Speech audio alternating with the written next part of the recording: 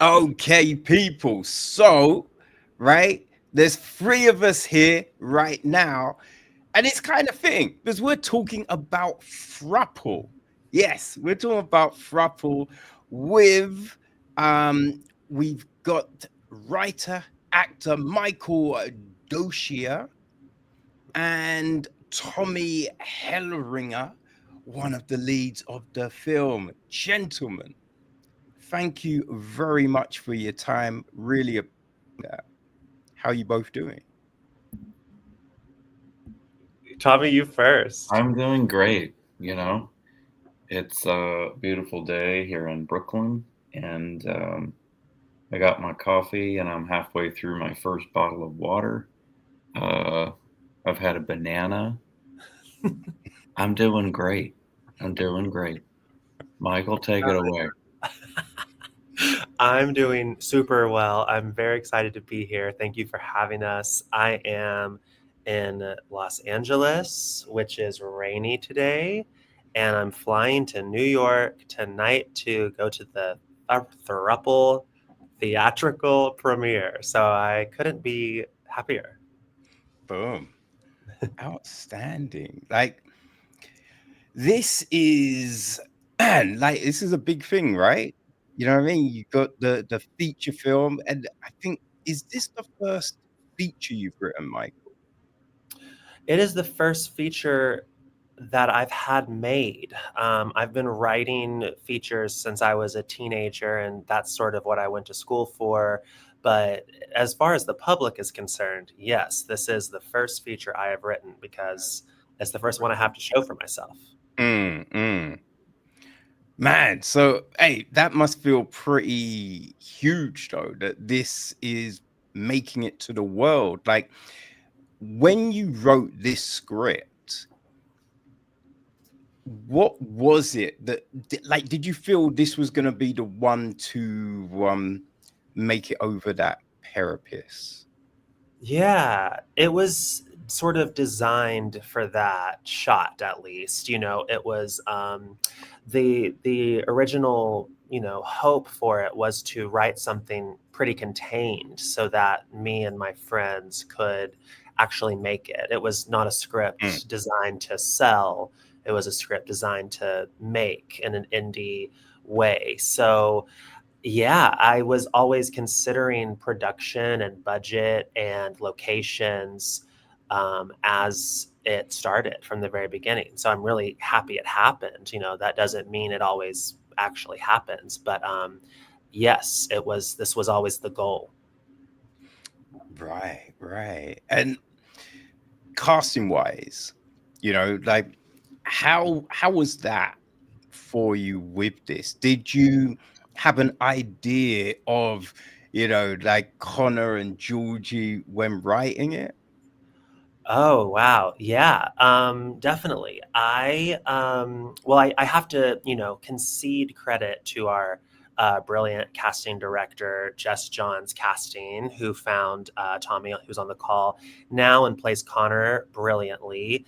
And Stanton, who'll be joining us soon, who plays Georgie also brilliantly. So I cannot take credit for casting. And, she worked closely with our director, Greyson, to make those calls.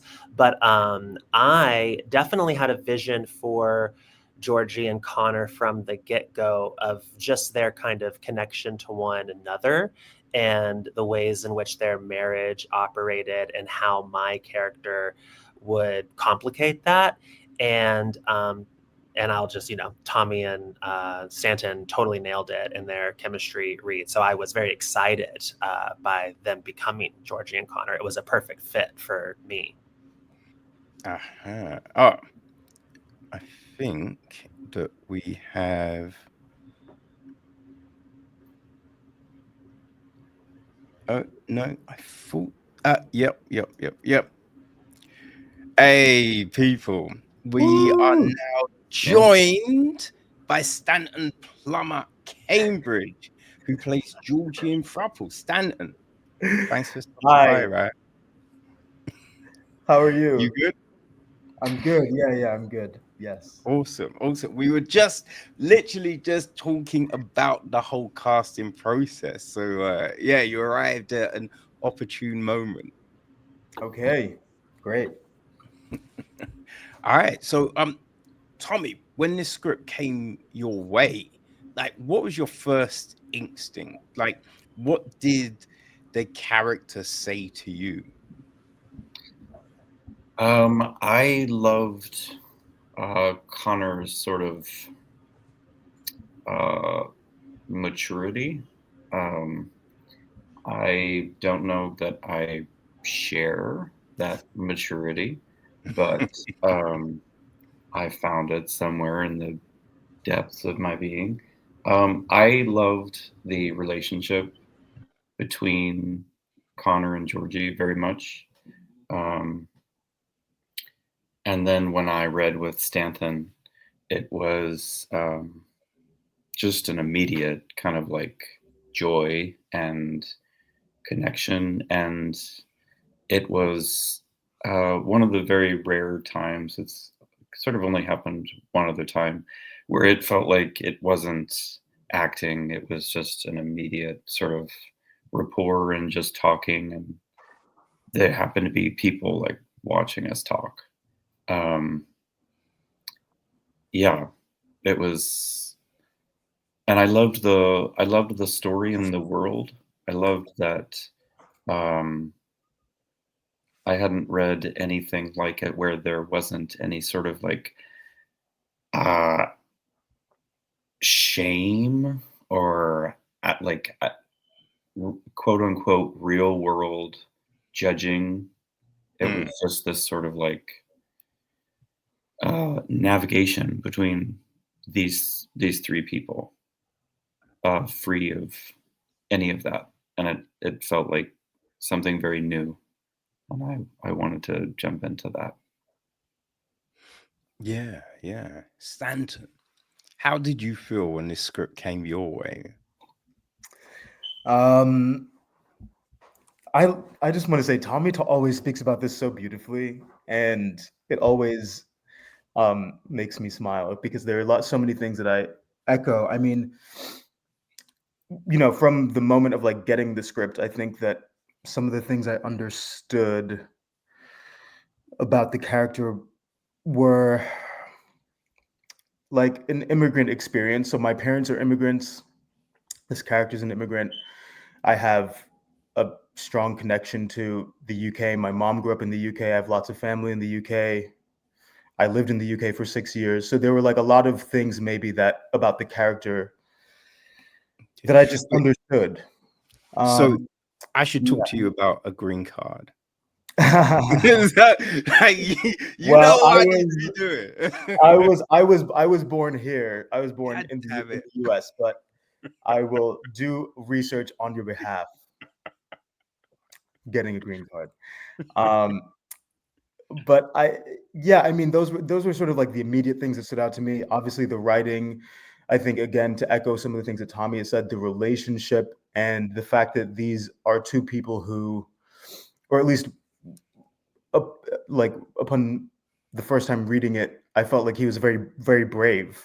It never felt like he shied away from expressing what he wanted, which I think so frequently people do. I think that regardless of how difficult it was to ask for what he needed, or I think really needed, he never really shied away from it. That was something that I found really interesting. And then, yeah, I was lucky enough to like audition and then make it to a callback. And then again, similarly, I think there is something that we all felt in the room when Tommy and I were reading together, and yeah, it was that's sort of how it went. Yeah. Okay. I think one of the things that really jumped off the screen with this film was the chemistry.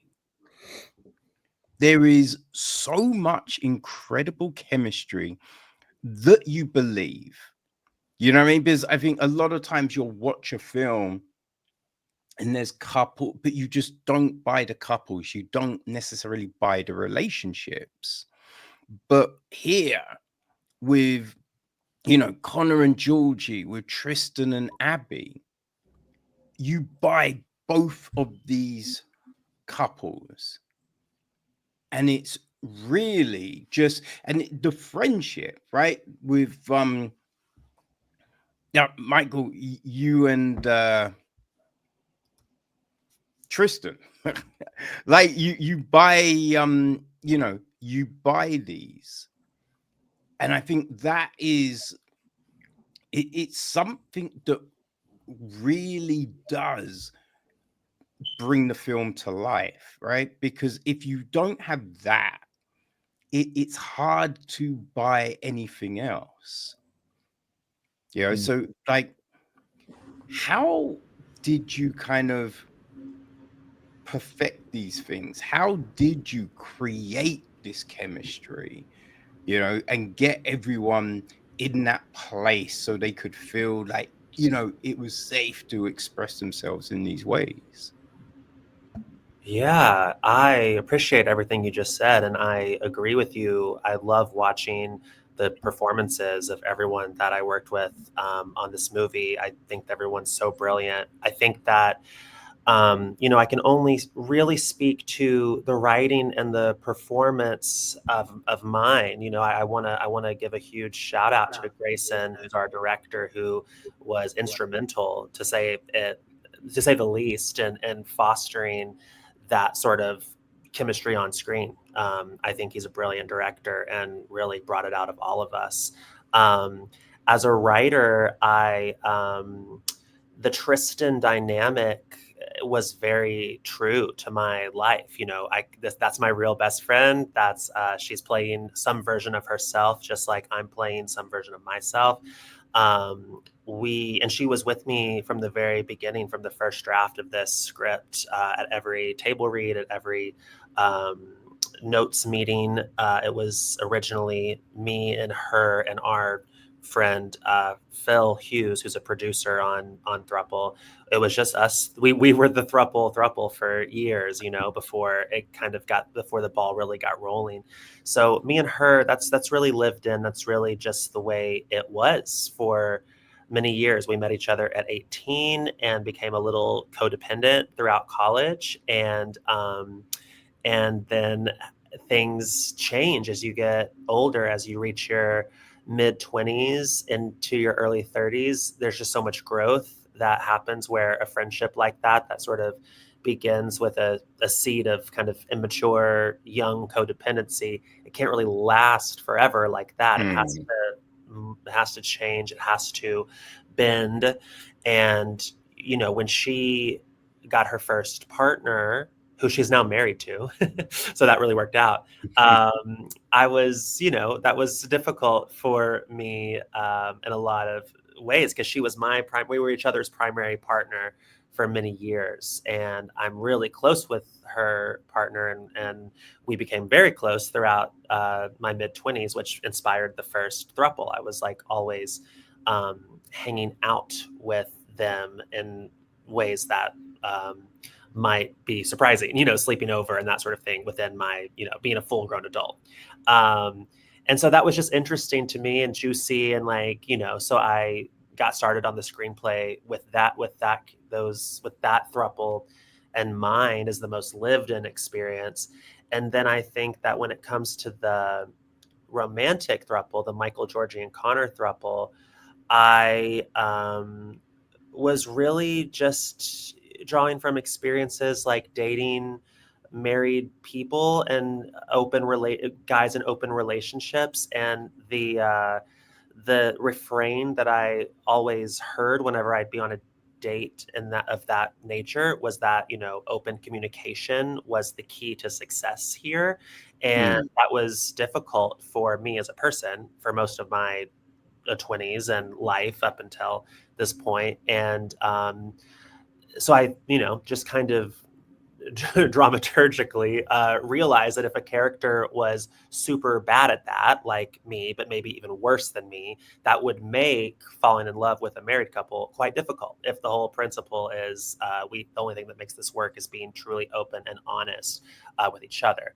So then I just kind of got to cracking on the script with those two kind of ideas, those two throuple structures in mind.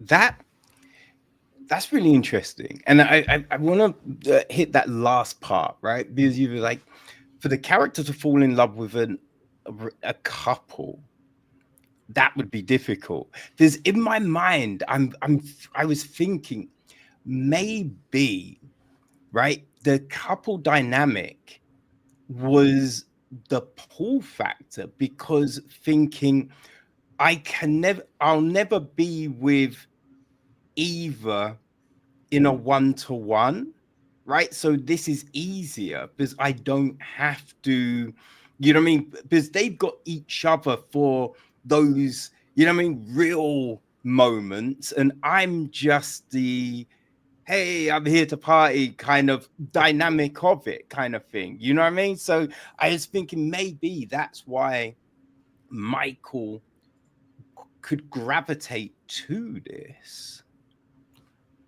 Yeah. It's so great. There's been I have heard so many theories about sort of this movie from people who've seen it at film festivals and kind of find me at the after party and want to talk about it, that are so exciting to hear as a screenwriter, because it's definitely, taken on layers of meaning beyond what I, originally sat down to do. And I'm like down for all of it. Like I'm like, I'm like, bring on the theories, bring on the ideas. I don't actually have a take on what happens once the credits roll. And I won't give away the ending, but I will say that I, as the writer, don't know what happens next per se, because the story that I was, tracking, it ends, right there. But yes, I love everything you said about like what could be going on in Michael's head and in Georgie and Connor's head. And I also, try to cleverly write the script in a way in which you can tell that like the whole equation doesn't make sense if it's just me and Georgie or just me and Connor. Yeah. So that it kind of, whether or not it's gonna work, it like the movie itself doesn't make sense in any other way besides the three, at least, trying to figure it out. But I'd be curious what Tommy and Stanton think about this, if you have anything to add. Not to put you on the spot. And it's okay. Yeah, Tommy, what was your kind of take on the whole dynamic of the throuple? You did, Michael, put us on the spot. But my take on it, I think that ultimately desire is good and it is worth going after, I think, is my main takeaway. Yes, of course, like the open communication things will only work with a lot of, because I've spoken to throuples as well, and that was the number one: communication. You have to talk about things.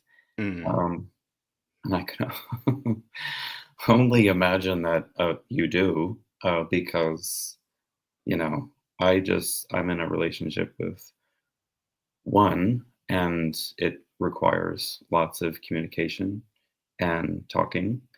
So it just sort of, it would be the same thing for two of them.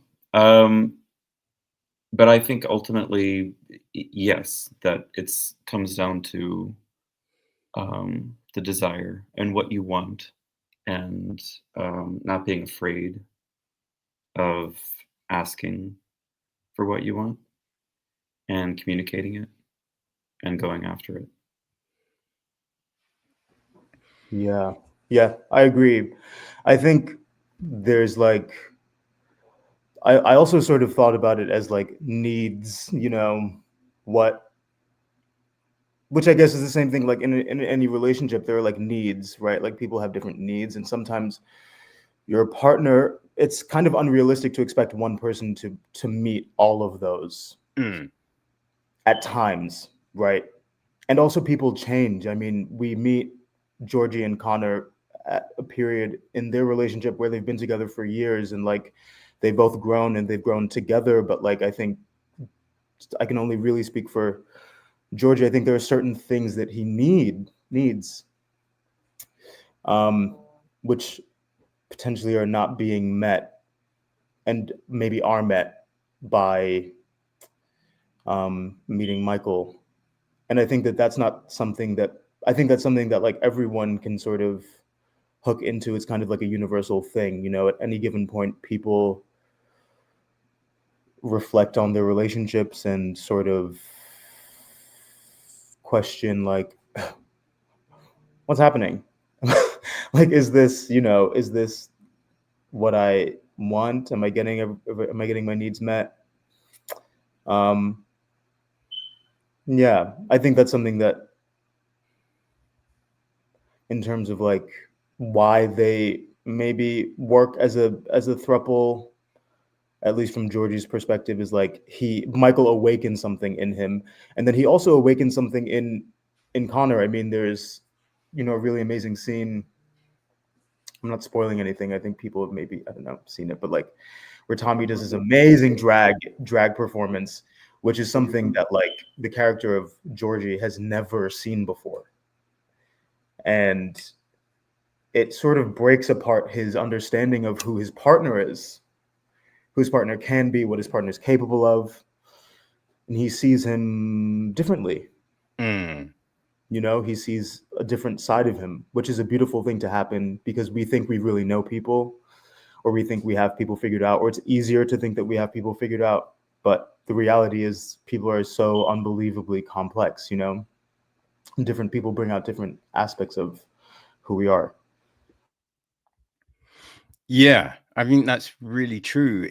Because I think we're always kind of given that picture of love being and friendship being where people connect and meet on every single thing.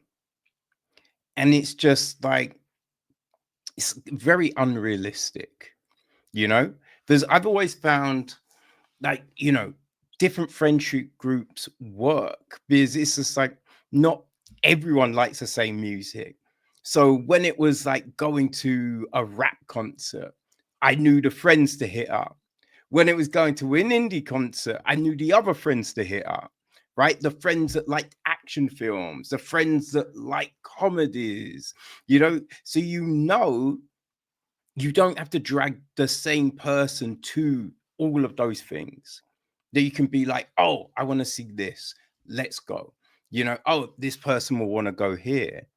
So it's just like, if that's in a friendship group, it's going to be the same with a relationship. Like, one person doesn't need to be the you know what I mean, the thing for every single moment, right? You've got that love connection with them, and that's great, right? You can have deep conversations with them, but then they don't have to be the person to go drinking with, or some of those other things, because that might not be their thing.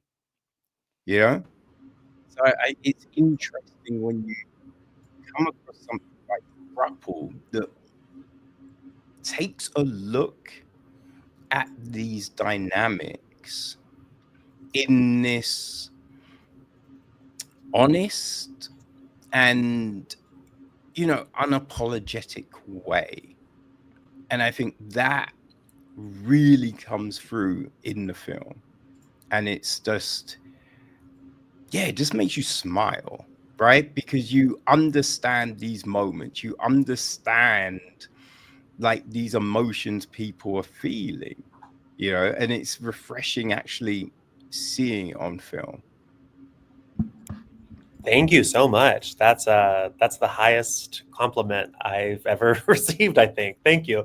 I completely agree and don't even know if I have much to add because you said it so beautifully, but I think that's totally right. And I think that that's sort of what, I mean, that's kind of, I've never actually, this is a new thought. I've never worked this one out before, but you made me think like, that's kind of interesting in the film because like, there's so much of that kind of who can do what for whom in unique ways. It's all exciting and generative within the throuple between me, Tommy, and Stanton.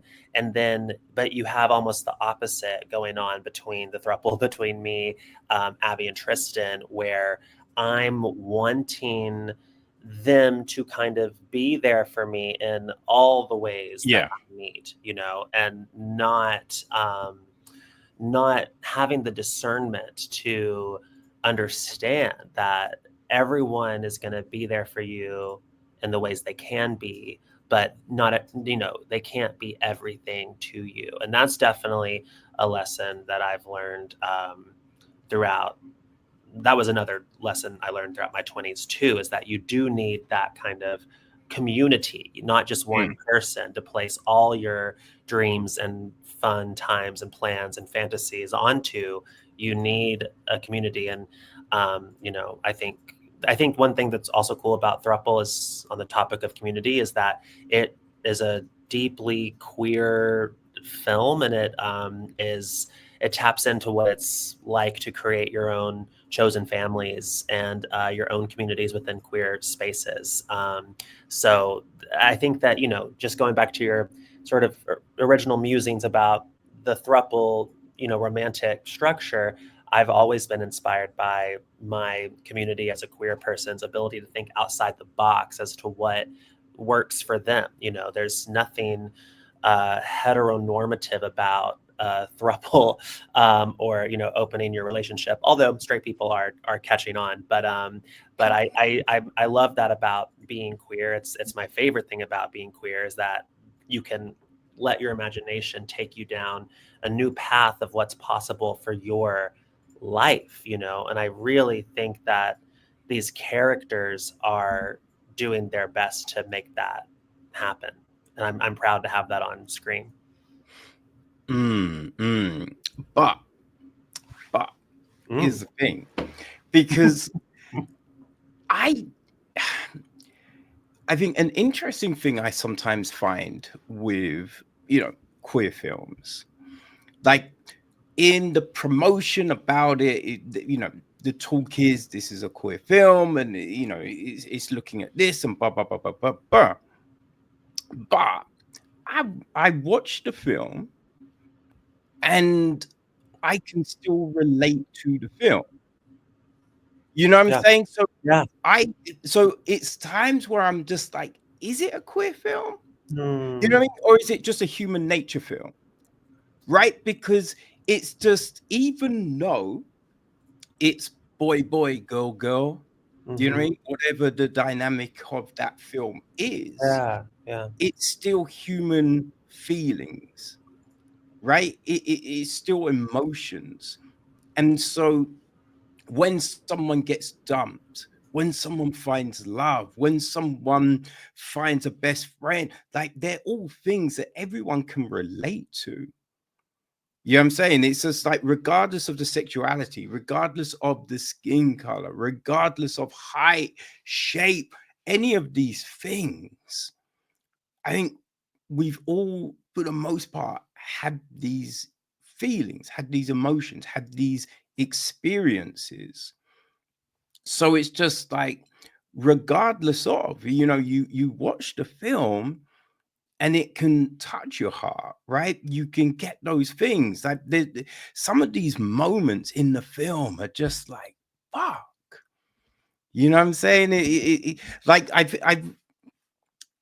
there's a bit where Michael turns up and he gives this big speech, right, to a character. And I think in the traditional film, everyone then hugs, and it's just like, ah.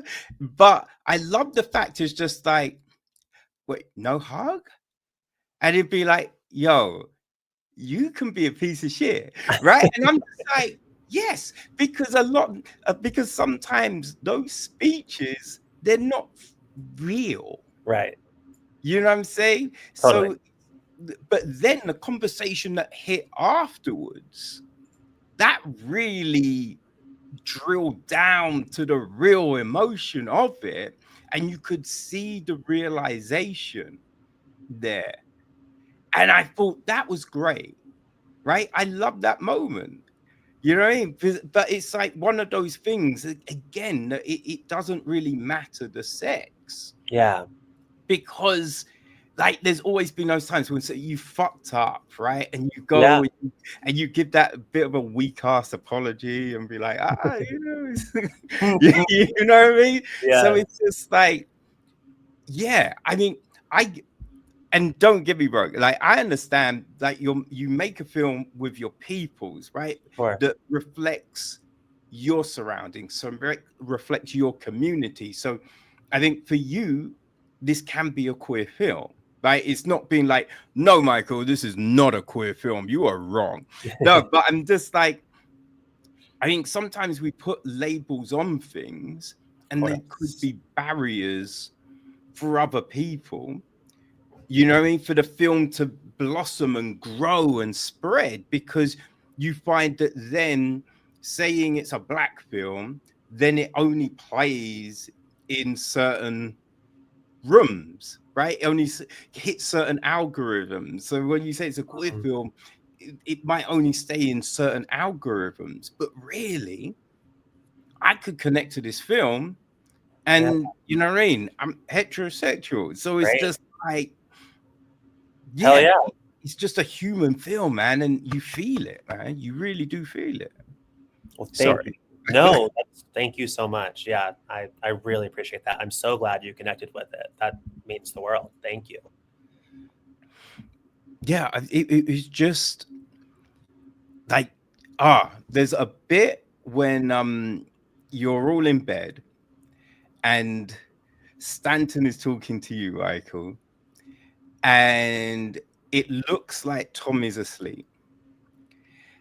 And then the camera pans and you see Tommy, and you're just like, oh, like, did you just feel like he's realized something, right? Or like he sees this connectivity that could be there between Georgie and Michael, and it's just like, you know, and I thought that was such a great, like, honest moment. Yeah, because it's not like, you know, Connor is, you know, Georgie, you cannot do this, or blah, blah, blah. But there's this slight worry that he might be being pushed out slightly. And I think the subtleness, the delicacy which all of this is handled, like, really, it just breathes this fresh life into the story, because it's not hitting over the head with a hammer, right? It's not these blunt things, because that's not always life, right? It's these subtle little things that you don't always see when they're happening, and then suddenly you're in this thing. And so I thought, yeah, it was just this beautiful way in which this story is being told, you know? Yeah, I kind of lost where I was going, but yeah, no, it was just, yeah, I really love those moments. Thank you. Yeah, I think that these are 5, well-intentioned characters. No one is, the enemy is not, the antagonist is not one of these people. Everyone, the antagonist, it comes from within, in a way. It's man versus self. It's one of those. And I think that everyone's really doing their best. And I think that's a really moving part of the movie is that everyone wants everyone else that they're with to be happy and have a full life. There's just to be clear to anyone listening, it's not a drama-free movie. I know I'm making it sound like it's just, rainbows and hanging out. It's not that, but it is people that love each other and want the best for each other, and then plenty of friction comes from that, as you said. But I think that when intentions are pure, the friction is nuanced, like you described, because no one's out to ruin anyone's life. And Tommy and Stanton. I mean, apart from you in the nightclub. Correct. That was not cool, man. I forgot about What's wrong with you? Actually, I usually take a bathroom break during that scene. Conveniently timed to that scene. That's a hard one. Yeah.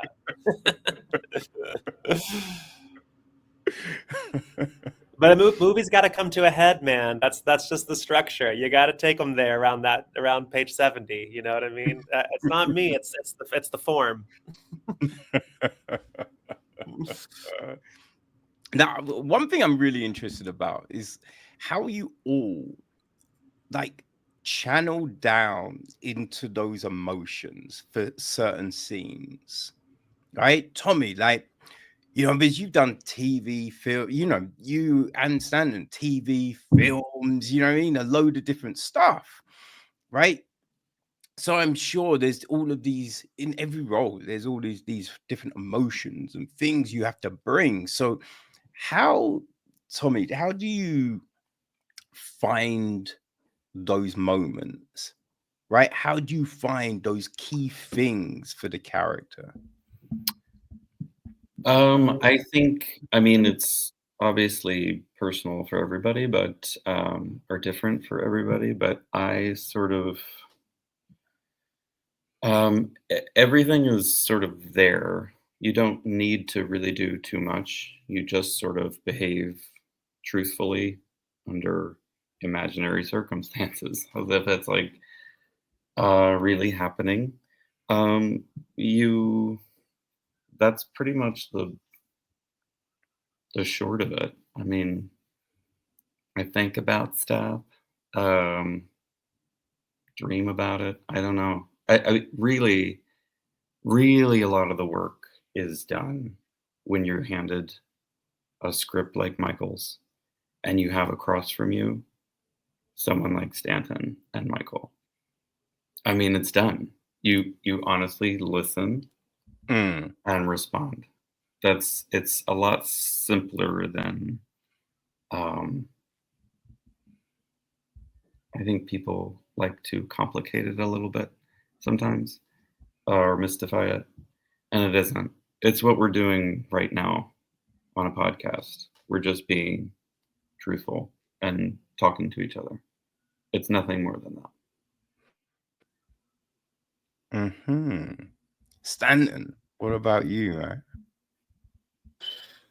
I agree. I think it's all the I can be really bad about speaking about the way to get into it, because it's all the words are just signposts. It's just the words that we're using to describe how we get into it or drill down to whatever emotionality is just a signpost. It's not a real, it's so ephemeral, it's hard to describe, I think. Yeah. But I think that the gift of something like this script, it always has to start with a script. To echo what Tommy says, it has to start with a script, and it also has to be personal. And once you're able to personalize something, then the work is sort of, you're involved and you're engaged, And I think that the gift of the script is that so much of it was immediately personal. Sometimes you have to do a little bit more work to personalize things, because a character can be far away from you, or you may not recognize behavior because people are crazy, or whatever it is. But I think the aim is bringing yourself to whatever that experience is, and that calls for personalization. And then afterwards, you, as Tommy said, you are dealing with people who are there and real in front of you. And that's a gift, you know? Yeah. And Michael, what have you found with these things? Oh, well, this was my first acting role, so I found a lot because there was a lot to locate. I would say that everything they said rings, really true to me, and I um, I felt really glad that my first acting role was playing a version of myself and playing a script that I had written for many, many years, been working on for many years, because I remember feeling like, oh, I need to like devote my day to memorizing these lines. And then I would have them memorized in 3 minutes because they were basically already there.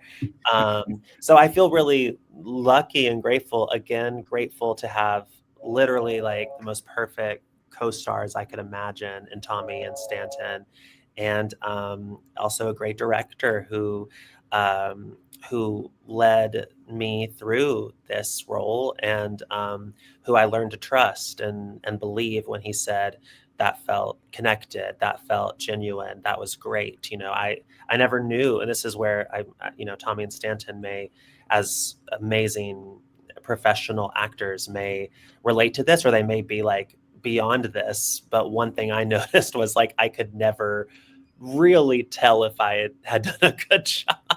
And then so I had to, there was just not enough time to really stress about that or do like 5 takes of every single thing. So I just learned to trust Greyson. And if he said he had it, he's the one watching the monitor. So I learned to trust him. And I would say it was also made easy. I've already said this, but I'll just say it again. It was made easy for me because of how generous Tommy and Stanton were with their immense talent, but also, probably patience with me on set as a first timer, and genuine friendship that developed between us. I mean, we're still friends to this day, I hope and believe. I'm looking at them to see if they agree. But it certainly feels that way. And it could have been a totally different ball game if that wasn't how it happened. Indie sets in Brooklyn are not always easy or comfortable, and all the actors were generous with their time and gifts, and flexible with us in all the ways that an indie production needs flexibility. So I couldn't be more grateful. Yeah. How did you come across Greyson? Because I thought he did a tremendous job with the film, and I loved the still image usage, the way those were used in the transitions and the montages, because it added that little something extra. Yeah. Totally. I agree with you. I think Greyson is a genius, and I think he did an amazing job with this movie, and I'm so grateful. Greyson, I found through, he had directed written and directed and edited a short film called The Bugs and the Slugs, which was at Slam Dance.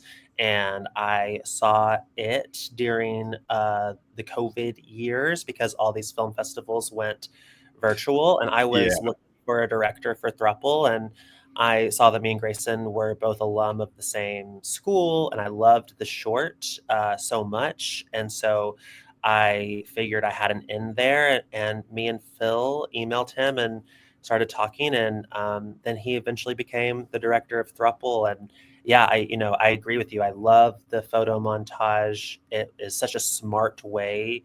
This is my read of it. He would maybe say his own, thing about what it means to him. But for me, it seems like such a smart way to expand the scope of the film to outer New York without expanding the budget. So it was super resourceful, but also super interesting. Like when it goes to those shots, I feel the audience kind of perk up because it's a new kind of cinematic language.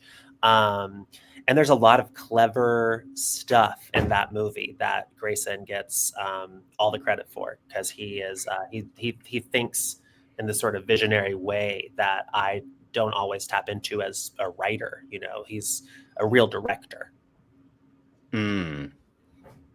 Yeah, no, I think at the beginning it really showed your and Tristan's friendship, and then it brings in Abby. So then you kind of then see that dynamic. And I thought that was a really clever way of showing all of that without having to be like, oh, so they were friends for this many years and then they did this and blah, blah, blah, blah, blah. You know, we just saw it.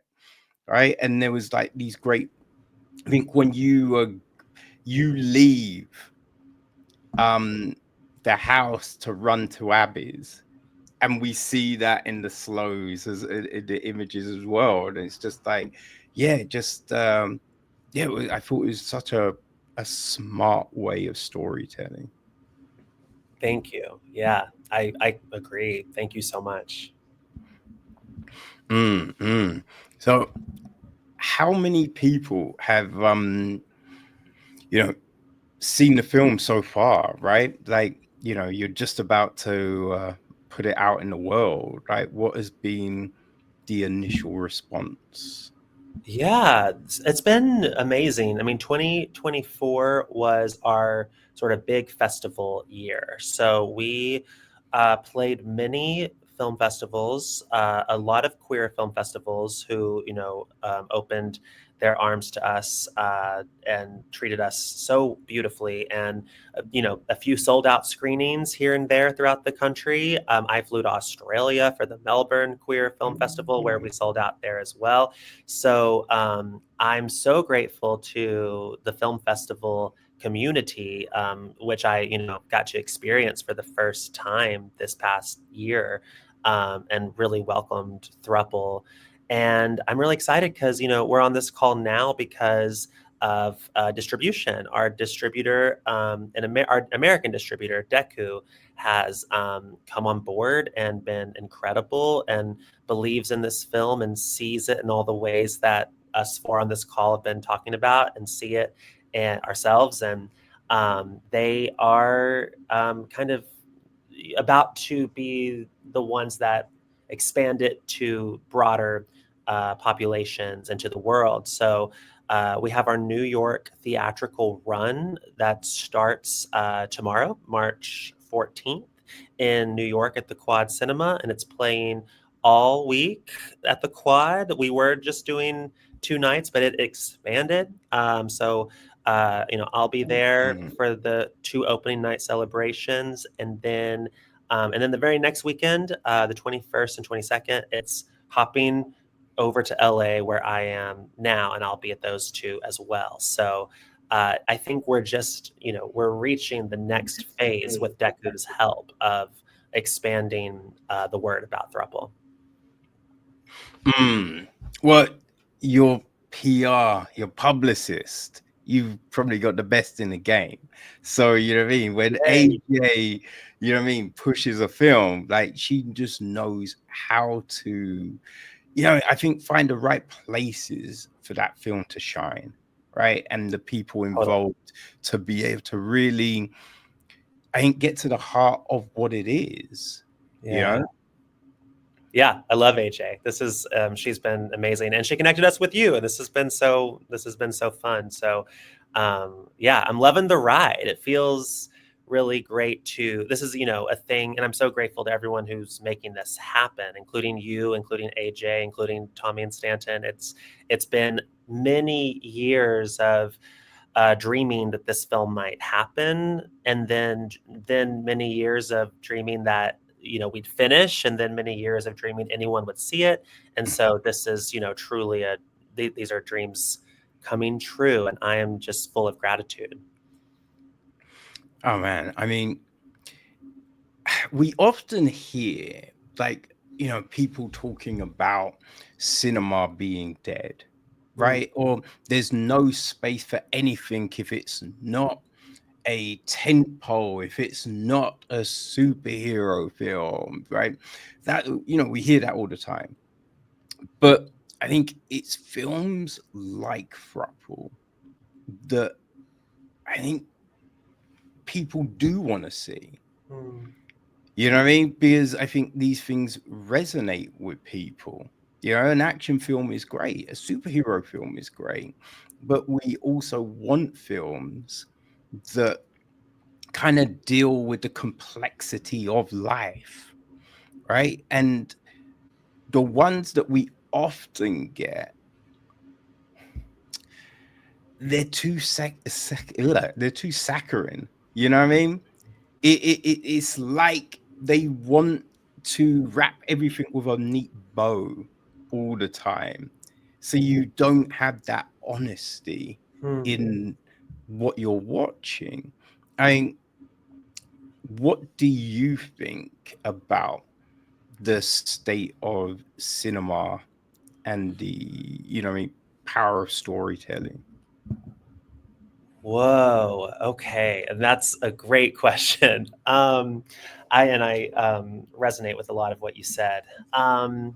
Well, I've been so encouraged. I mean, one of the great things about being on a film festival circuit is that you meet a lot of filmmakers and see a lot of great films that were made for small budgets that are really quite incredible. So I'm coming off of that experience of like making a lot of new friends who made films for amounts of money that would shock any of us. Like the resourcefulness is through this world if you get creative enough and have a good team.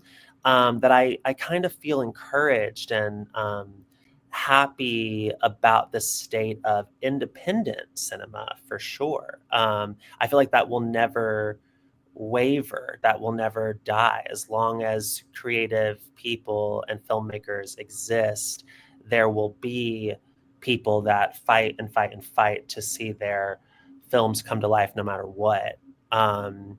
And that's kind of the world I'm in because I'm so deeply entrenched in Throuple right now. So I feel a little protected from having to think too hard about the state of capital H Hollywood.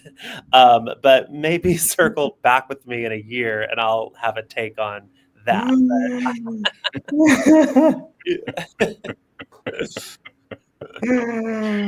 Oh dear, oh dear. Stanton, what do you think about Hollywood and storytelling? And You know? Stanton, before you begin, I just want to say I actually have to hop off the call, but Kevin, thank you so much, and you're in good hands for the rest of the interview with Tommy and Stanton. I can't thank you enough for everything that you've done for us this morning with Throuple. I hope you have a great rest of your day. Hey, you too, man. Appreciate your time and stop by with your next project. All right. Will do. Thank you so much. Okay. Awesome. See you guys soon. Michael. Hi, Michael. Thank you. Oh, Michael's so funny. Okay, so the state of filmmaking. Yeah, I think like Hollywood, you know, cinema, stories, all of that jazz. You know, I think that right now we're sort of in a phase, it feels like to me, where there's an unbelievable amount of potential, and there's sort of like this democratization of production. Like people can produce things by themselves, they can do them on shoestring budgets, they can shoot things on iPhones. That doesn't mean that everyone wants to do that or that everyone should do that necessarily, but everyone can. And I think that independent cinema and film is sort of, and always has been sort of, leading the wave of like actual film that like makes a difference and like tells truthful stories. But the fact that, you know, Anora just absolutely swept at the Oscars. You know, this is an independent film that was made for, I mean, it's still lots of money, but you know, less. I mean, I'm sure less than half of like, or maybe a quarter of like the amount of money that all of these other films are made for. You know, it cleaned up at the Oscars, and I think that that's really telling. You know, it's like when you put you allow people to tell stories that are truthful and impactful, and they may be hyper specific. Honor is about a sex worker, and a lot of that director's movies are about sex workers. But I think in that specificity, as you've said, and to echo what you say, like in that specificity is something that's universal. Like people recognize these things, or people recognize emotions, or people recognize a myriad of experiences that these characters are living through. So I think I'm hopeful about the future of film and cinema and independent movies generally. And I think that's what I'm going to hold on to. I think Hollywood is a difficult place generally, but independent film gives me hope. Yeah. What about you, Tommy? Do you have anything to add to this? Kevin, I have no idea. No, I don't have anything to add about the current state of cinema. I keep my life pretty small, so I'm able to manage it. I just go about doing the best I can. Sorry. I wish everyone well, though. You know what I mean? Dear, dear, dear. Like, did you both, from that early age, want to be actors? Oh, yes. Yes. Very much so. Although, to be honest, it was sort of, my dad used to introduce me to people as his son. This is my son, Tommy. He's going to be an actor. Before I really knew what that was or meant, he just sort of saw it in me. And yeah, he put sort of the idea in my head. I mean, I loved it. So, it fit. But my dad was sort of the one who sort of put it in me and took me to theater. And I still remember the feeling, and it still comes back to me sometimes when I do theatrical endeavors, that of that feeling of sitting in the audience the first time and looking at that curtain and thinking, oh, what is this? This is something. And yeah, thankfully, I mean, sometimes I lose that, and it scares me, but it's still with me. It comes back, thank God. But yeah, since I was very little. And what about you, Stanton? Yeah, I think I've wanted to do this really for as long as I can remember. I think the only thing that's changed is like how willing I've been to accept it and accept, what that means potentially for life. Or maybe I had to like strip myself of ideas of what it of expectations and just sort of do it, But I think that, and it might sound really very like woo woo, but I do think it's a calling. I think that like if you love it, there is sort of something about it that's like unescapable and inexorable, and it's like, I'm going to be doing this, and there's sort of comfort in that, but it can also be terrifying because you're like, I don't want to do anything else.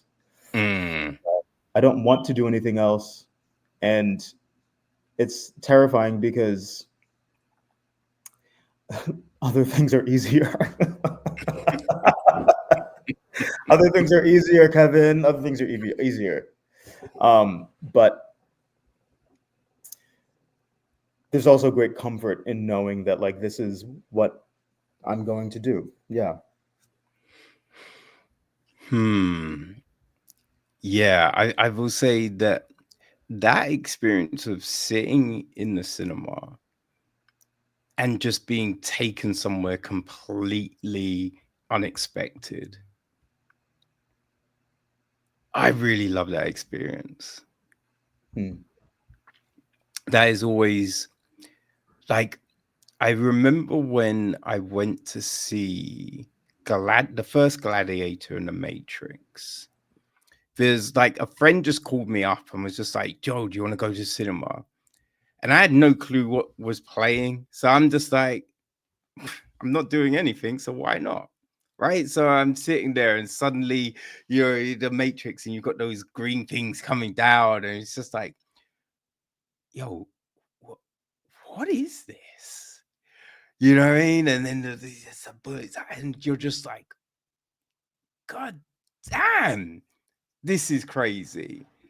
And like in Gladiator, that opening scene and the battle, and you got the fire and the arrows and everything, and just the scale of it is insane.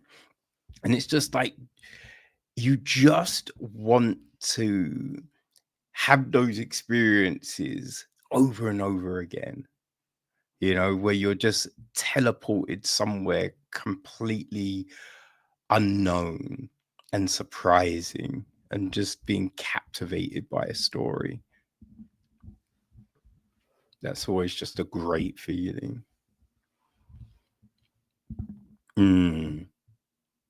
One thing I'm curious about, how do you guys unpack like the emotions of a film? Because, you know, there's a lot of intimate, like, and just heartfelt emotions going through Throuple. So at the end of a day, you know, when it's like cut, like, is it an easy thing to kind of shed all of that and then get back to, you know, Stanton and Tommy's lives? Like, or is there something that you utilize to kind of, you know, bring you back? Kind of like, you know, when a magician hypnotizes someone and they'll be like, and I'll do this thing and then you're back. Like, is there something that you have to kind of bring you back to yourselves? I think that it depends on what it is. In working on Throuple, I mean, actors, forgive me for the general statement, but actors love to act. I love to act. So when it's going well, even if it's like like horrible thing, you feel joy. There is some kind of like, and where all acting, in my opinion, comes from is inexorable joy. So it's actually a wonderful feeling at the end of the day to feel like you've been used for your purpose. So I go to bed thrilled. It usually takes me a while to go to sleep. If you've had a good day at the office, so to speak.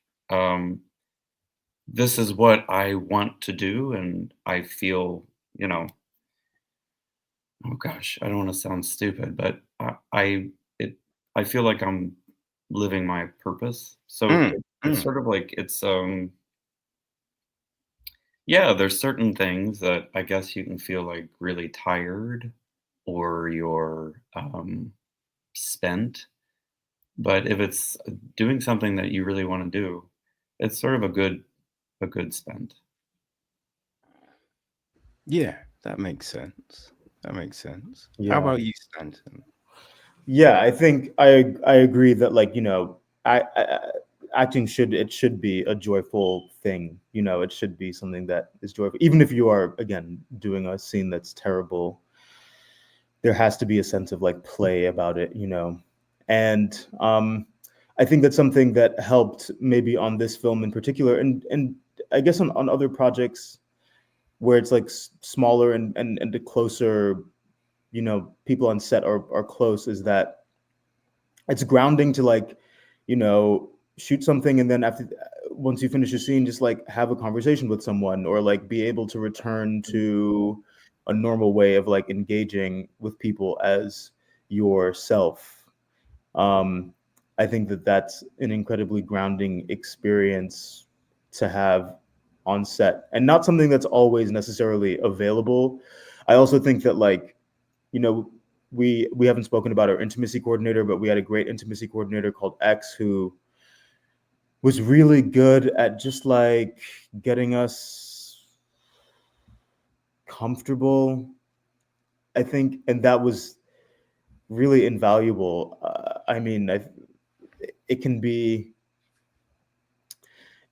you know, shooting anything that's like a sex scene, although maybe titillating to people who are watching it. When you're shooting it, it's like the least sexy thing ever.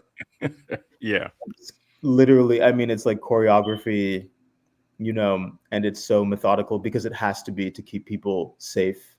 And I think that things like that, having those touch points built into like the filming process, made it such that at the end of the day, I was like, I feel great.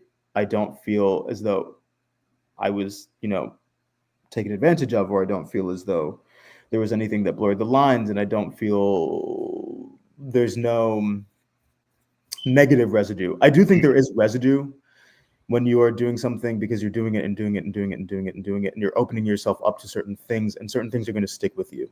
Yeah. But there's, as long as it's not a negative thing, as long as it's something that opens you up and makes you more empathetic, that's a positive thing. Yeah, I think that's really true. You know, it's just, when I think about the things I do, like, you know, the day job is communications and marketing. And it's interesting because what I love about doing the podcast is being able to have these type of conversations, right? Where it's just, there's no script and you're just talking about like passion, essentially. You know what I mean? And the way it relates to different things and different people and how you view it and consume it. And I think when I'm, you know, in a corporate role and you're allowed to be free as this, right? And have honest conversations and write an actual real press release, that's when the job is so great. Like, but it's just those times when it's so confining, right? It's like, oh, you shouldn't use those words and you can't do this and you can't do that. And then, so I can't actually bring any sort of passion to this because, you know, you're not letting me, you know what I mean, talk about it in an honest way. And I think that's when it just feels confining, you know, but when it's free, man, it doesn't feel like work. You know what I mean? It doesn't feel like a chore. It just feels like, yeah, this is what I'm meant to be doing. Yeah. So yeah, not quite the same as you guys, but I think I do get it in a way. And yeah, so I mean, you both, as I said, done various roles, right? TV, film. Is there anything that you would really like to sink your teeth into? Maybe a different genre, like, you know, a different type of character before all is said and done? Tommy. Yes. There's many things. I like to go after things that scare me a little bit. And then once I do that, I need to do something scarier. Yeah, I am hard at work on doing a one-person version of the Glass Menagerie. and it's been thrilling. It's been like one of the greatest experiences of my working life. I would like to do, oh my God, why am I going to say it? Shakespeare. And I would like to play George and Who's Afraid of Virginia. Well, there's many things. We don't have time, but yes, as long as it's scary, as long as there's something about it that makes me fearful, so that I can develop my courage. It's not too hard. Most things terrify me, but yeah, as long as it's a little scary, I'm gonna go for it. Okay. How about you, Stanton? Yeah, I agree. I don't have anything off the top of my head, but I mean, I think that's because these things come to you as opportunities, and then you sort of have to meet the you meet the moment of whatever that is. But I mean, again, I think anything that challenges you is a worthwhile pursuit, and something that scares you. So I would have to echo what Tommy said. Awesome. And do we have things in the pipeline after this Throuple push?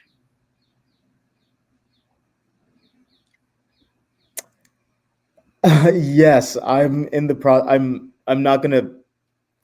Yes, there is. I'm gonna Okay. be doing something in June and July, but I don't want to talk about it unless till I've signed. Yeah. Of course. Yeah, yeah, yeah. Tommy? Yeah, I'm in a play right now, and then I'm gonna do a film in April, and then I'm gonna do a performance of the aforementioned Glass in May. Man, it's chocker. It's chock-a-block for you there. Yeah, but you know what? They're all things that I created myself, because the waiting around thing, it don't work for someone like me. It may work for other people, but I sort of have to do my own stuff. That's the only way I can get through this thing. Well, that's great, man. That's great. Awesome. Well, how can people keep track of everything both of you are doing? Tommy? Oh, I'm terrible at marketing, but I'm on a program called Instagram, and I have a website that I pay for yearly. And do you keep it up to date? That's the I question. do. I Tommy. just posted. Yes, I on the main page. There's tickets to the play. There's a little clip art of Throuple.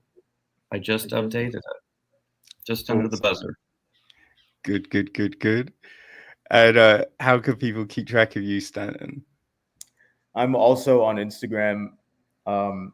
It's at SPCTRON, and follow at your own peril, because it really is some of the most unhinged. It's my thoughts, a stream of consciousness, and it doesn't always make sense, but it always makes me giggle. Yeah. Outstanding. Well, gentlemen, this has been great. I've really enjoyed the conversation. I am very glad you both and Michael were able to pass through, and we got to talk all things Throuple and then more, right? Because your performances as Georgie and Connor and Throuple were tremendous. Those were great. That, like, you really did nail that relationship, you know what I mean? And you brought a reality and honesty to this situation that we don't always see. So, hey, tremendous job with that. And I'm really looking forward to seeing what's next for both of you. Thank you, Kevin. Thank you so Very much, kind. Kevin. Thank you. And thank you for having us. Yes. Hey, no worries at all. Like, yeah, please stop by when you have those next things you'd like to talk about. Door is open. Okay. Yeah. Thank you. Thank you very much. Awesome. Well, people, go and check out Throuple, the new film starring Stanton, Tommy, and Michael, with a whole host of other very talented individuals.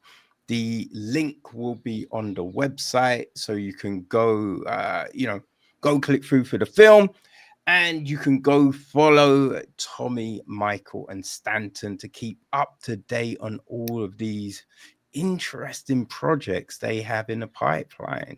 So make sure you go and support, because indie film, it really is where it's at right now. All right, gentlemen, again, thank you so much for your time. It's been a tremendous pleasure talking to you both. Thank you so much. Thank you. All right. Okay. Take it easy. Bye.